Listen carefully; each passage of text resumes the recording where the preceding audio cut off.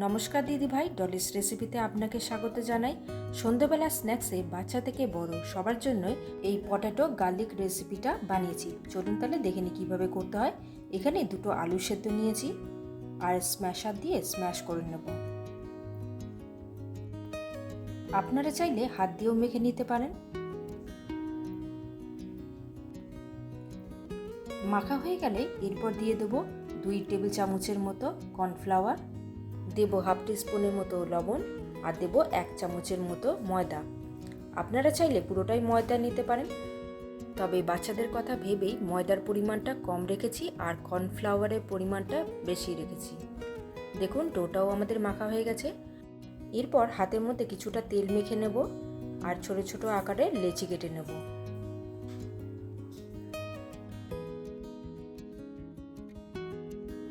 এইভাবেই আলুর বলগুলো সব তৈরি করে নেব।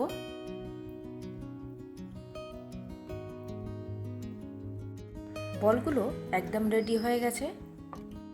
এরপরে একটা কাঁচের বোতল নিয়েছি আর বোতলের মুখের মধ্যে কিছুটা তেল মাখিয়ে নেব। এরপর একটি আলুর বল নিয়ে তাতে বোতলের মুখ দিয়ে হালকা করে প্রেস করব আর মাশরুমের আকার দিয়ে দেব। দেখুন কত সুন্দর লাগছে। এইভাবে প্রত্যেকটা আলুর বলকে মাশরুমের আকার দেব আর বাচ্চারাও কিন্তু দেখে খুবই খুশি হবে।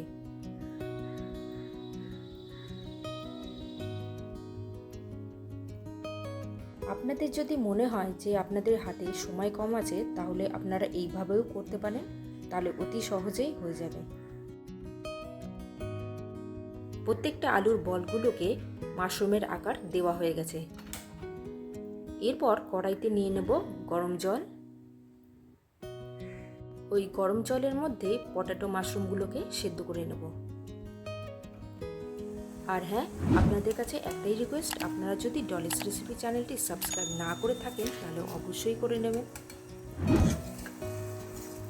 যখনই দেখবেন যে এই পটেটো মাশরুমগুলো ভেসে উঠেছে, তখনই বুঝবেন যে এগুলো সেদ্ধ হয়ে গেছে। এরপর এগুলোকে তুলে নেব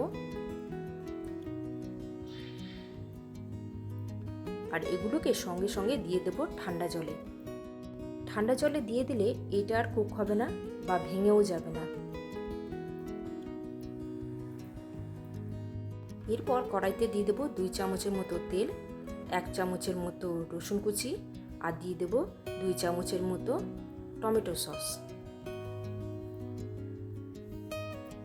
এরপর দিয়ে দেবো 1 চামচের মতো চিলি সস। এরপর দেবো হাফ টিস্পুন গোলমরিচ, 1 ছোট চামচের মতো প্যাপরিকা পাউডার আর হাফ চামচের মতো কাশ্মীরি লঙ্কা গুঁড়ো আর স্বাদ মতো লবণ আর দেব 1 টিস্পুনের মতো চিনি আর দিয়ে ভালো করে মিক্স করে নেব। বেশি ভাজার দরকার নেই, হালকা ভাজা করলেই হবে। এরপর দিয়ে দেবো পটেটো মাশরুম